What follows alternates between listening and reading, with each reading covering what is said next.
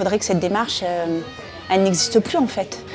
Ça serait super que ça soit logique et que ça soit normal de rémunérer correctement les gens qui nous nourrissent. On va juste faire ce qu'on peut faire à notre petit niveau. Donc on était déjà consommateur, maintenant on est un peu plus acteur de la démarche. Ça touche en plein cœur quand on rencontre les producteurs et qu'ils nous expliquent que grâce à cette démarche, grâce à C'est qui le patron, ils peuvent planter des nouveaux cerisiers, embaucher des jeunes, acheter du matériel qui leur facilite la vie, avoir une vie tout simplement.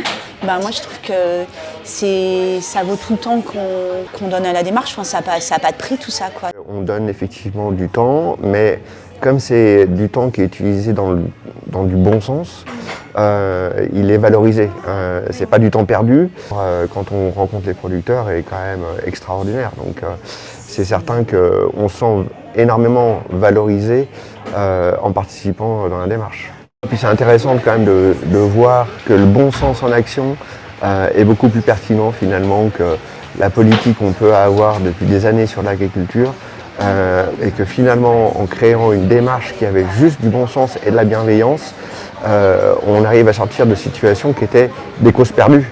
Il y a 10 ans en arrière, le lait était acheté une misère aux producteurs.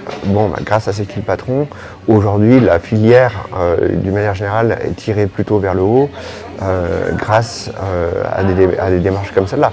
Et que ce soit C'est qui le patron ou des démarches autres, ça a du sens. Ça a du bon sens.